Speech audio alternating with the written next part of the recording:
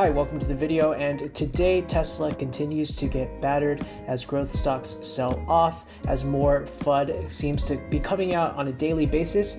But today we actually have a major retraction from Chinese news outlets as they actually apologize to Tesla for brake failure reports with zero evidence. Now, there are valid criticisms of Tesla, but what I'm seeing nowadays is people just getting a sliver of a story and then putting out very misleading headlines, in this case completely false without any evidence, because the reality is all Tesla FUD gets clicks. We can see that by the reporting of every single Tesla car accident as if always has something to do with autopilot. The reality is the more Tesla cars get on the road, there are going to be accidents, and not every single accident is going to be because Tesla did something wrong. Can you imagine if we had a report coming out every single time an internal combustion engine car got into an accident and somehow we are blaming the car? If there's something there, we definitely want to know. But for the most part, it's before they've done any research at all. They're just posing questions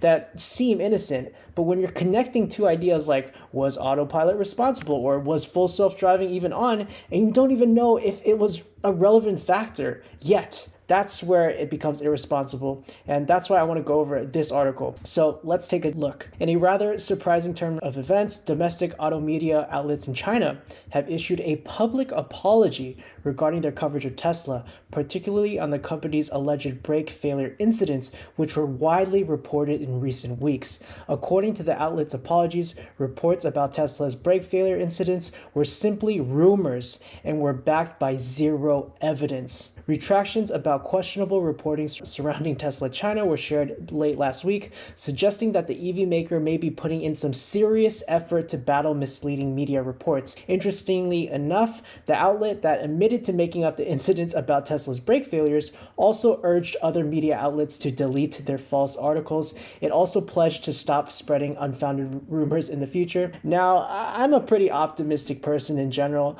but I doubt that this media outlet suddenly had a change of heart. If anything, there's probably some kind of pressure, whether it's from the government or Tesla, to retract their statements. And these mistruths really hurt. Again, if you look at the stock price, it's been down, but it could be for a number of reasons. I also previously made a video about the state of the EV market in China. There's a lot of different EV companies vying for the Chinese market, so it's actually in their self-interest to spread as much FUD as they can about their competition, and Tesla is the industry leader, so it's going to have the most FUD. Everybody is incentivized right now to take down Tesla, because not only are they a competition to newer, younger EV companies, they're a competition to the old guard, to all internal combustion engines. And Elon notoriously does not like advertising, but in this case, in this rare case, it seems like they are changing their game plan, because they can't just let news stories like this go and run freely. It really hurts them, and it seems like they are actually putting an effort now to battling these articles that just blatantly make up stuff, or pick off any lead and then run with a crazy story that has no proof. This story was brought to our attention by a guy called Ray for Tesla. There was actually another story about the EV maker's plans to abandon the domestic market after its loans are fully paid off due to the debut of Huawei's smart car initiative. That's just a pretty crazy story, and the media outlet's public apology was strongly worded, with the publication directly admitting that it had fabricated the story. Considering the direct nature of the apologies and retractions, speculations among the EV community have suggested that Tesla China may be taking action against false media reports. This is admirable, of course, and it ultimately shows that a Tesla with an assertive media presence can set the record straight when misleading reports become too prevalent. Of course, the state government's general positive stance towards Tesla may also played a part in the shift in Tesla China's narrative. This is one thing that I've said in the past, and I want to reiterate again. The government of China is actually in support of Tesla. The government of China is very pragmatic, not to say anything about their human rights. That's a totally separate issue, but it knows it has a major climate change problem, and Tesla is on the forefront of building low-cost, high-quality electric cars that could actually help their country. That's why China has let them in. They want to learn from how they're producing their cars. Tesla has also integrated themselves very well well into the Chinese market by hiring a lot of local Chinese talent. The FUD that comes out of China is most likely from the media who want more clicks and mainly other competitors. In my opinion, it is very hard to directly go up against Tesla. Their lead is too great.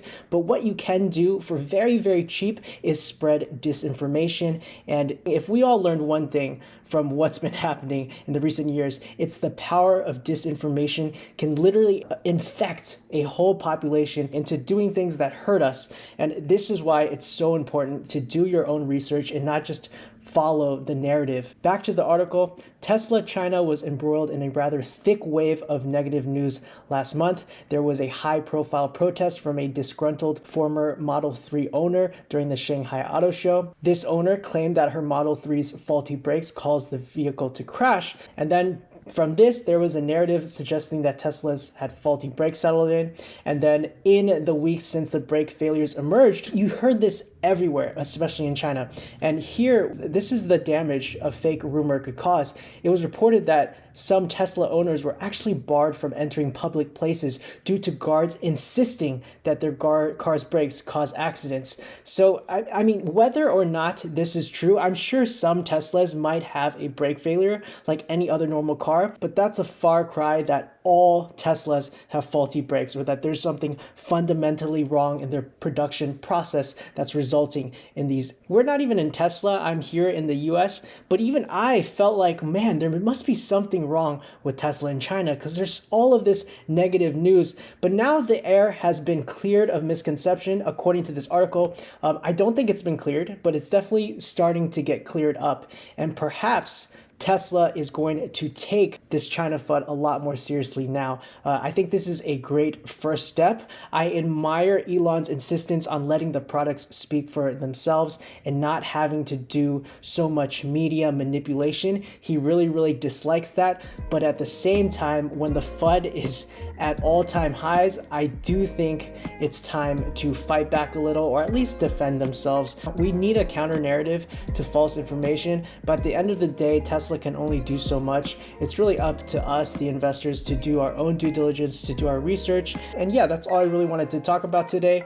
Please like and subscribe if this was helpful at all. I'm going to try my best to post at least 3 or 4 videos every week about the most pressing news. I'm not just going to be talking about Tesla. I'm going to be talking about a lot of cryptocurrencies and my thoughts about what's going on. So stay tuned if you want to see more. This is Green Knight Trading, where squares become knights. Thank you all so much for watching. I appreciate you, and I'll see you soon.